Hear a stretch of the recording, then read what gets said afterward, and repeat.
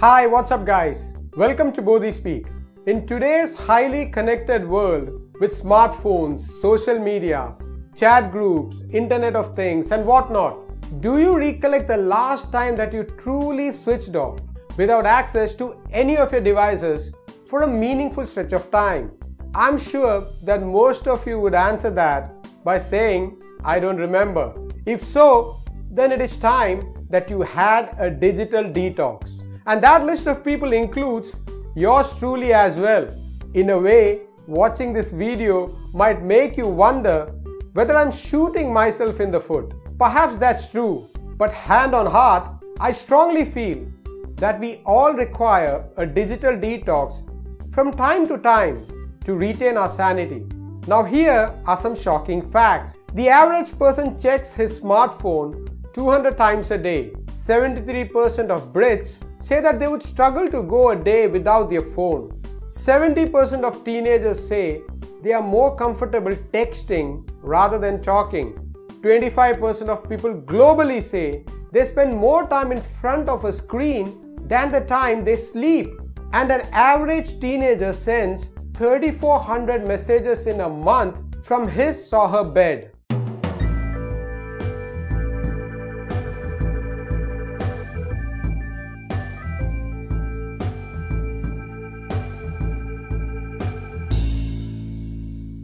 So why do we need a digital detox? Life as we know it today puts multiple demands on our time, both work-related as well as personal.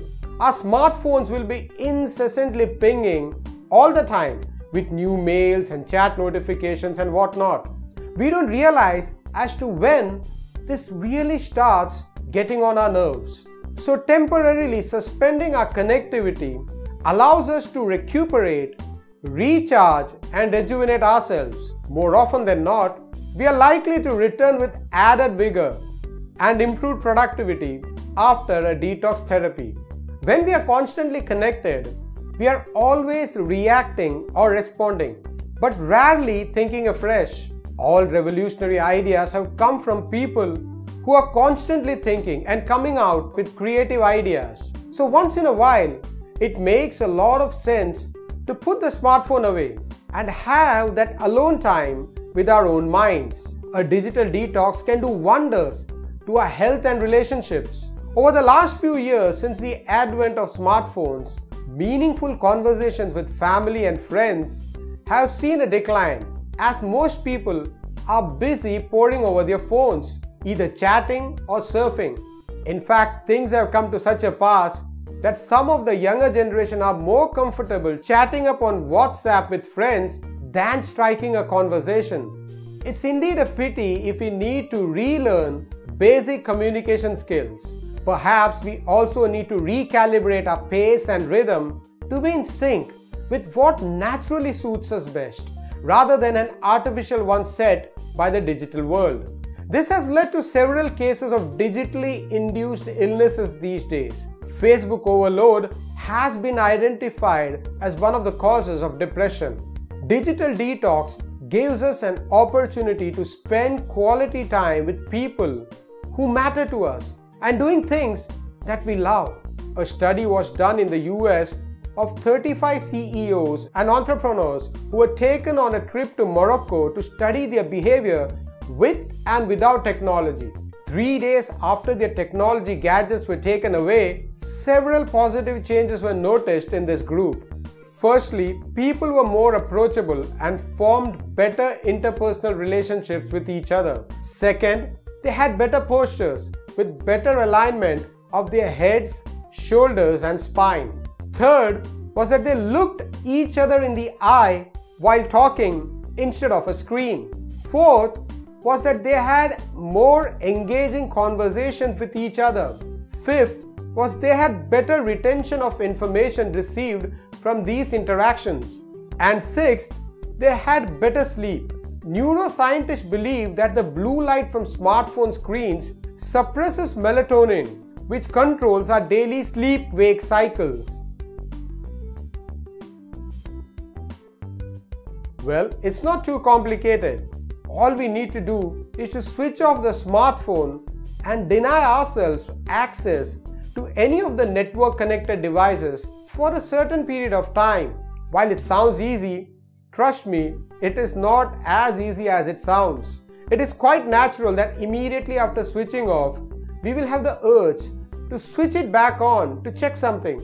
But we should let that feeling pass and get on with some non-digital activities like meeting real people. The detox duration should be at least 24 hours and ideally it should be 72 hours. So how do we ensure that the detox therapy is a success and not a one-off fad that wears off? Let's discuss some techniques to make it successful. Firstly, draw up two lists before you start the detox. A gadget list and a list of things that you would enjoy doing if you had the time. Those lists should serve to remind you what to avoid and what to do during your detox time. Second, give yourself maximum time allowance every day for digital activities. We should set realistic targets for this process and look to gradually reduce this allowance. Third, change one bad digital habit at a time. Like for instance, not to check the phone at the dining table or not to touch your phone when you have guests over at your home. Number 4, try getting enough sleep and ensure that your pinging device is kept in a different room. Try and get off all screens 2 hours before your eye shut time. Fifth, it would definitely help you if you had a detox buddy with whom you can share your experiences.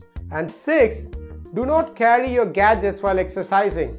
I personally find it more enjoyable when I go for an outdoor run and listen to the birds chirping rather than blaring music. And seventh, tell others of your detox aims so that there are enough people watching you if you deviate from your path. If you remain steadfast on your path, you will provide good motivation to others to follow your way. A digital detox should not be just a one-off fad once in a year. We need to recharge our batteries more often than once a year. I would confess that I am myself guilty of not doing enough digital detox and I'm hoping to have my next one sooner than later. So I hope you found this video relevant and interesting. If so, kindly give it a big thumbs up and subscribe to my channel. And thanks for watching.